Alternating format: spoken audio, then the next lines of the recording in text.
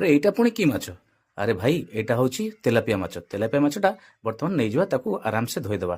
ଧୋଇକି ସଫା କରି କ'ଣ କରିବା ନା, ତାକୁ ହଳଦୀ ଆଉ ଲୁଣ ଗୋଳେଇଦେବା। ଗୋଳେଇ କିଛି ସମୟ ରଖିଦେବା। ତାପରେ ଦେଖନ୍ତୁ ଏଇଟା ହେଉଛି ବ୍ରୋକଲି, ଯେଉଁଟାକି ଆପଣମାନେ କୁହନ୍ତି ଗ୍ରୀନ୍ କୋବି। ସାଙ୍ଗମାନେ ବର୍ତ୍ତମାନ ଆପଣ ଯଦି ଫେସବୁକ୍ରେ ଦେଖୁଥିବେ ତାହେଲେ ନିଶ୍ଚୟ ଗୋଟେ ଫଲୋ କରନ୍ତୁ।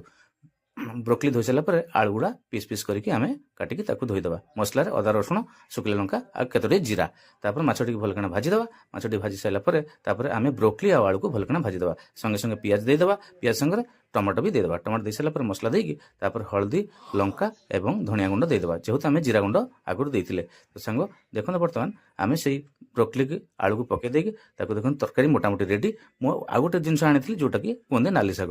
ସାଙ୍ଗମାନେ ମୁଁ ଜାଣିନି ନାଲି ଶାଗ ଆପଣମାନେ କ'ଣ କୁହନ୍ତି। ବର୍ତ୍ତମାନ ଦେଖନ୍ତୁ ଖାଇବା ପାଇଁ ଭାରି ଟେଷ୍ଟି। ଓହ, ଖାଇକି ଟିକେ ଦେଖନ୍ତୁ ନା, ମସ୍ତ ଲାଗିବ ସେଇ ବ୍ରୋକଲି ଆଉ ମାଛଟା ଦେଖନ୍ତୁ ଜୋସିଲା ଏକଦମ। ତ ମୋ ଭିଡ଼ିଓ ଭଲ ଲାଗୁଥିଲେ ଫଲୋ କର, ସେୟାର